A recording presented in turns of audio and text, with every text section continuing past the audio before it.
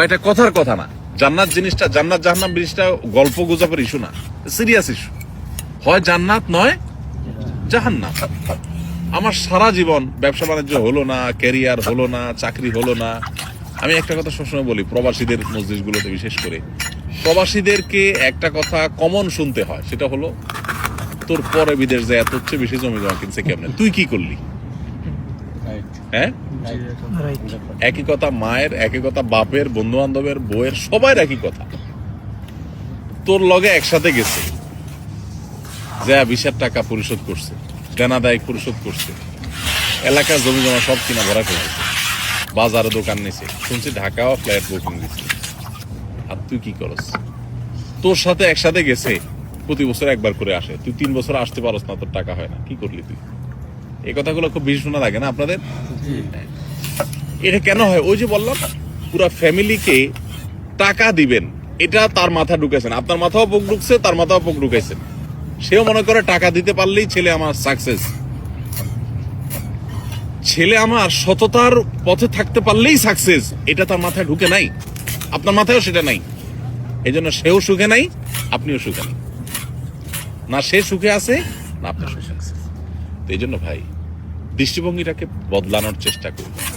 আল্লাহ তাআলা আমাদেরকে সে তৌফিক দান করুন। আমরা এই প্রবাস জীবনে যতদিন থাকবো, আল্লাহর আদেশ নিষেধ মেনে পরিপূর্ণ এবং খাঁটি মুসলমান হওয়ার চেষ্টা করব। আমার জীবন চলে যাবে, ফজর নামাজ মিস হবে না জামাতের সাথে।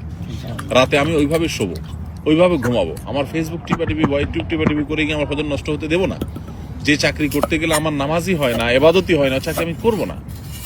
এখানে আপনাদের জন্য কত সহজ ভাই, যারা ইউরোপ, আমেরিকা, পশ্চিমা দেশগুলোতে চাকরি করে, শতকরা কত % মানুষ হালাল চাকরি করতে পারে, একমাত্র আল্লাহ ভালো জানে। অফিসের ছেলে মেয়ে যে মিক্সিং যে পরিমাণ হয়, চাইলেও নিজেকে বাঁচাতে পারে না। মিউজিক ছাড়া মাথা ঘোরানোর কোনো জায়গা নাই, সব জায়গায় টয়লেটের ভিতরে মিউজিক, কেমন অবস্থা? জিন্দিগিটা মিউজিকের ভিতরে গড়ে ওঠে। এমনি নামাজি মানুষ ভালো চলতে চায়, কিন্তু আপনারা এখানে সৌদি আরবে মাশাআল্লাহ আল্লাহ কত ভালো রাখছে বলে, কোনো তুলনা হয়? হাজারটা দুঃখ হয়তো আপনার থাকতে পারে, কিন্তু আপনি এখানে উপার্জন করতে গিয়ে ভেজাল পৃথিবীর যে কোনো দেশের তুলনায় সবচেয়ে কম ভেজাল। ভেজাল ছাড়া তো পৃথিবীর কোথাও নাই, কিন্তু অন্য দেশের সাথে কম্পেয়ার করলে আল্লাহ আপনাকে জান্নাতে রাখছেন। এখন এই নিয়ামতের শুকর আদায় করবেন।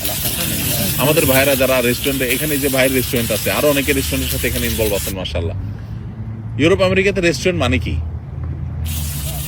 বার, মদের বোতল থাকতেই হবে, হ্যাঁ, হারাম থাকতেই হবে।